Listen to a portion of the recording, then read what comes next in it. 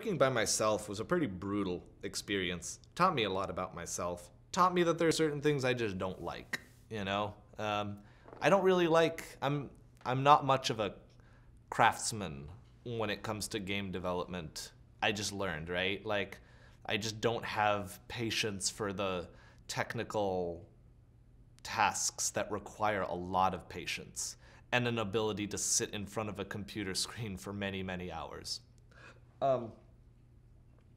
It just really drove me up the wall. It made me really, really uncomfortable. And there's a reality that you have to be able to do that if you want to work in video games, because that's where the games exist. You know, they exist in your screen.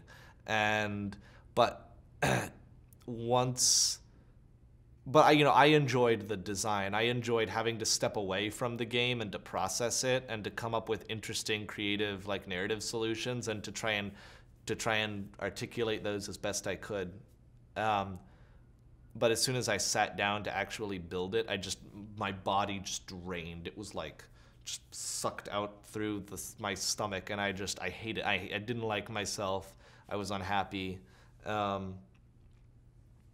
And after the mod came out, I figured I was never going to work on another game again because I just really didn't enjoy it. And then suddenly people started coming to me and saying, hey, you know all that tedious work that you really don't enjoy doing? I love doing that. Let me do it for you. And I was like, really? You do? You want to do that?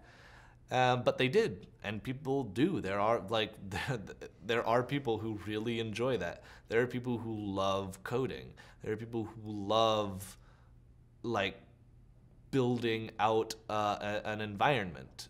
You know, like designing and creating a level in the game, which, you know, things that I can touch on and do to some extent, and I get an amount of joy out of, but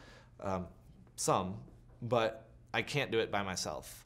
And not to mention, as soon as I started working with William, who's the other designer on Stanley Parable, it was like I had someone to bounce ideas off of. I had someone just to talk to and to communicate with.